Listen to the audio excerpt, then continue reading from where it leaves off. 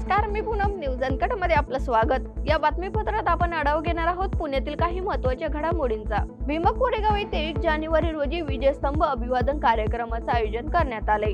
तर पुणे नगर महामार्गावरील वाहतूक कोंडी टाळण्यासाठी मंगळवारी 31 डिसेंबर रोजी दुपारी 2 वाजल्यापासून वाहतूक बदल करण्यात येणार आहे. अभिवादन कार्यक्रमास राज्यभरातून आंबेडकरी चळवळीतील अनुयायी उपस्थितीत राहणार असून वाहतूक बदलाबाबतचे माहिती देणारे फलक ठिकठिकाणी लावण्यात येणार आहे आणि नगर रस्त्यावरील वाहतूक बदल 1 जानेवारी रोजी रात्री 12 वाजेपर्यंत लागूच राहणार असल्याचं सांगण्यात आलंय.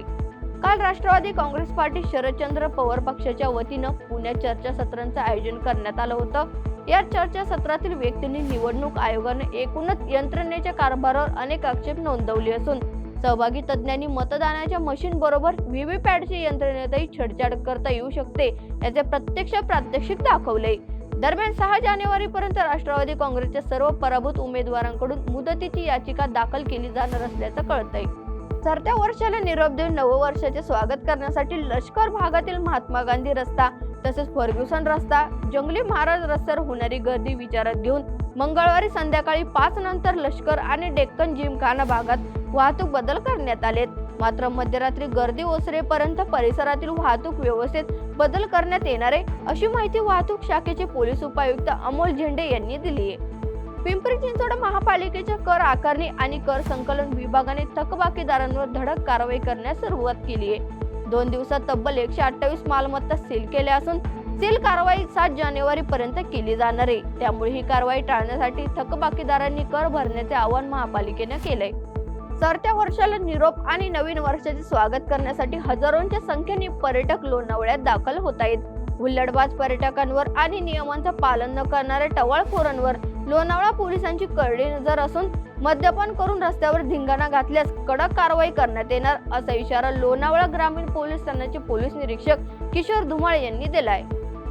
रेल्वे टीसी पदावर नोकरी लावण्याच्या आमिषाने एका निवृत्त लष्करी जवानाची 17,27,000 रुपयांची फसवणूक केल्याचा प्रकार पुण्यात उघडकीस आलाय.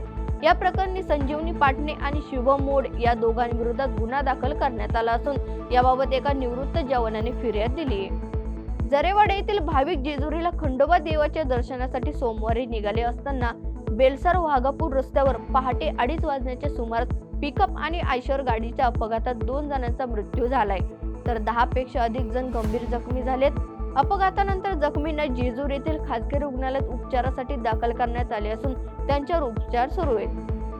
पुण्याच्या न्यू इंग्लिश स्कूल रमणबाग या शाळेने यावर्षीच्या स्नेह संमेलन निमित्त 400 विद्यार्थ्यांचा सहभाग असलेलं भव्य नेपथ्य नाट्य आणि नृत्य यांचा उत्कृष्ट मिलाप असलेलं कृष्ण चरित्राचा वेध घेणारे कृष्णायन हे समूह नाट्य सादर केले.